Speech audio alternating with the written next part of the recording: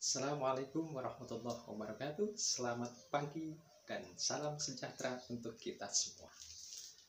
Teman-teman yang saya banggakan, perkenalkanlah nama saya Mukrodi. Pada kesempatan yang baik ini, saya akan sedikit menyampaikan tentang disiplin. Apa itu disiplin? Tentunya teman-teman memiliki persepsi, memiliki pandangan yang berbeda dengan saya tentang disiplin. Tapi apapun yang Anda sampaikan, apapun persepsi Anda, saya yakin Anda benar. Kenapa? Karena setiap seseorang memiliki persepsi yang berbeda. Teman-teman yang saya banggakan, bahwa disiplin itu adalah sebuah ketaatan seseorang kepada aturan yang ada di dalam lingkungan. Atau dengan kata lain, disiplin itu adalah sebuah sifat dan sikap yang melekat pada jiwa seseorang. Sehingga dengan sifat dan sikap itu, dia mau mengikuti peraturan yang ada di dalamnya. Baik itu lingkungan keluarga, baik itu lingkungan masyarakat, maupun lingkungan organisasi. Maka sehingga ketika dia masuk ke dalam sebuah organisasi, maka dia akan mengikuti peraturan yang ada di dalamnya. Siapapun, kalau dia memiliki sifat dan sikap disiplin. Oleh karena itu, kedudukan disiplin ini menurut saya amat sangat penting. Apalagi di dalam menjalankan sebuah kehidupan sehari-hari. Saya yakin tanpa disiplin maka hidup kita tidak akan sukses. Tanpa disiplin hidup kita tidak akan teratur. Tanpa disiplin maka hidup kita akan kacau. Oleh karena itu maka tanamkanlah pada diri kita tentang sifat disiplin. Teman-teman yang saya banggakan, Allah Subhanahu wa taala berfirman di dalam surat Al-Asr ayat 1 sampai A'udzubillahi minasyaitonirrajim. Bismillahirrahmanirrahim. Wal 'ashri innal insana lafi khusr. Di sini Allah Subhanahu wa taala bersumpah dengan waktu, bersumpah dengan masa. Dengan kata lain bahwa begitu pentingnya waktu, begitu pentingnya masa, dan begitu pentingnya sebuah kedisiplinan untuk menjaga masa dan waktu itu. Oleh karena itu tentunya maka kita sebagai hamba Allah yang beriman sudah seharusnya menerapkan tentang sebuah kedisiplinan manakala kita ingin sukses, manakala kita ingin bahagia, manakala kita ingin tidak merugi. Teman-teman yang saya banggakan, dikatakan demi masa, innal insana lafi khusr, bahwa semua manusia dalam keadaan rugi. Siapapun, termasuk saya, seorang pengusaha, seorang pedagang, seorang konglomerat, maka dia akan rugi. Illal ladzina amanu, kecuali orang-orang yang beriman. Kecuali orang-orang yang beriman. Begitupun orang yang beriman masih dikatakan rugi. Masih dikatakan rugi. Manakala dia tidak menerapkan atau melaksanakan sebagaimana yang ia ucapkan. Kenapa? Karena iman tidak cukup dengan ucapan dan iman tidak cukup dengan keyakinan. Iman perlu dibuktikan di dalam kehidupan sehari-hari. Itulah yang ingin saya sampaikan. Oleh karena itu, illal ladzina amanu, kecuali orang yang beriman. Banyak hamba-hamba Allah yang mengatakan amantu billah, saya beriman kepada Allah. Saya beriman kepada Allah.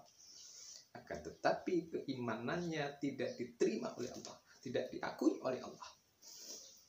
Allah Subhanahu wa taala berfirman di dalam surat Al-Baqarah, A'udzubillahi minasyaitonirrajim. Bismillahirrahmanirrahim. Wa minan nasi may yaqulu amanna billahi wa bil yaumil akhir wa ma hum bimumin. Banyak di antara manusia-manusia yang mengatakan kami beriman kepada Allah dan hari akhir. Akan tetapi keimanan mereka Allah tolak. Allah tidak mengakui keimanan mereka. Wa ma hum bimu'minin. Kenapa? Karena apa yang diucapkan, apa yang diyakini tidak sesuai dengan perilaku yang ia kerjakan. Illal ladzina amanu. Yang kedua, wa amilus sholihat.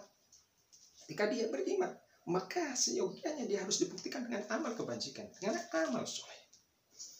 Banyak amal soleh, baik dengan ucapan, perbuatan, sifat, pemikiran, dan seterusnya.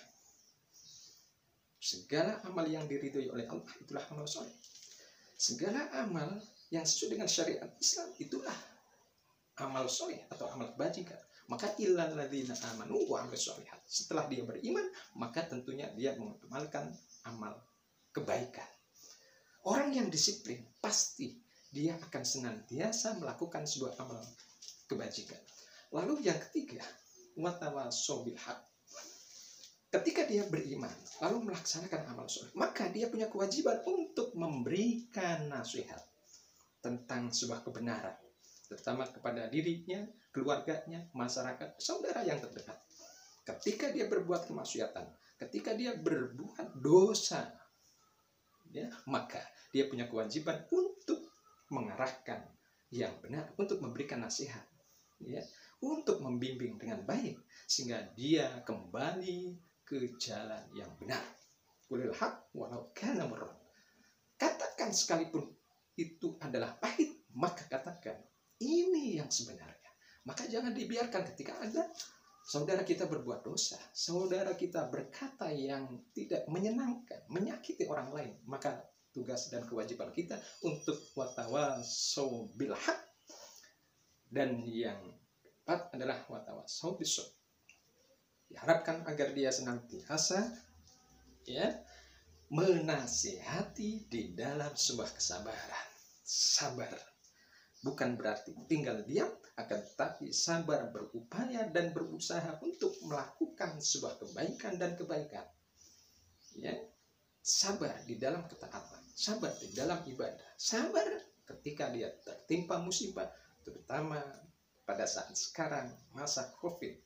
Sudah berapa bulan kita, ya, tertimpa musibah COVID, akan tapi di sini diperintahkan untuk senantiasa bersabar. Bukan berarti kita tinggal diam, akan tetapi kita berupaya, berusaha, bekerja, dan seterusnya. Dan jangan lupa mendekatkan diri kepada Sang Maha Pencipta. Itulah yang paling penting. Ketika diuji oleh Allah, maka seyogyanya kita semakin dekat kepada Allah Subhanahu wa Ta'ala, sehingga kita akan dilindungi oleh Allah, akan dibimbing oleh Allah Subhanahu wa Ta'ala, dan Allah akan memberikan hidayah kepada kita. Itu kunci. Jangan semakin jauh ketika Allah memberikan ujian kepada kita. Kenapa? Karena segala sesuatu yang Allah berikan kepada kita adalah sebuah ujian. Harta, jabatan, tahta, istri, rumah, dan seterusnya, itu adalah ujian. Apalagi hal-hal yang tidak menyenangkan. Teman-teman yang saya banggakan, oleh karena itu, disinilah pentingnya untuk memberikan nasihat tentang sebuah kesabaran. Lalu, teman-teman, ketika kita melakukan sebuah disiplin, maka memiliki sebuah tujuan. Apa tujuan? Tentunya masing-masing memiliki tujuan yang berbeda untuk menerapkan sebuah disiplin. Akan tetapi, yang harus kita ketahui bahwa tujuan hidup kita adalah mencari sebuah kebahagiaan dunia dan akhirat. Dunia dan akhirat, bukan hanya dunia, akan tetapi akhirat. Untuk mencapai sebuah kebahagiaan dunia dan akhirat, maka milikilah sifat dan sikap disiplin. Insya Allah, dengan kedisiplinan kita akan mendapatkan atau meraih sebuah kebahagiaan dunia dan akhirat. Itu tujuan hidup kita. Ya, oleh karena itu, tentunya maka tanamkan pada diri kita sifat disiplin. Sehingga ketika kita menerapkan sebuah sifat disiplin, dampaknya akan kembali kepada kita. Tentu adalah dampak sebuah kebaikan. Dia akan dihargai orang, dia akan disenangi orang, bahkan akan disenangi oleh Allah dan Rasulnya. Itulah orang yang senantiasa menerapkan disiplin. Dampak positif. Ada juga dampak negatif. Tentunya bagi orang yang tidak melakukan disiplin. Maka dia akan dihina orang, akan dilecehkan orang, akan direndahkan orang, dan seterusnya. Oleh karena itu, maka kewajiban kita adalah menghiasi diri kita dengan sebuah sifat dan sikap disiplin. Insya Allah kita semua akan mendapatkan sebuah kebahagiaan baik dunia maupun akhirat. Terima kasih teman-teman yang saya banggakan. Mudah-mudahan apa yang saya sampaikan mendapatkan sebuah keberkahan dan pembelajaran untuk kita semua, untuk senantiasa mengkaji, memotivasi diri kita untuk melakukan sebuah kebaikan dan kebaikan. Assalamualaikum warahmatullahi wabarakatuh.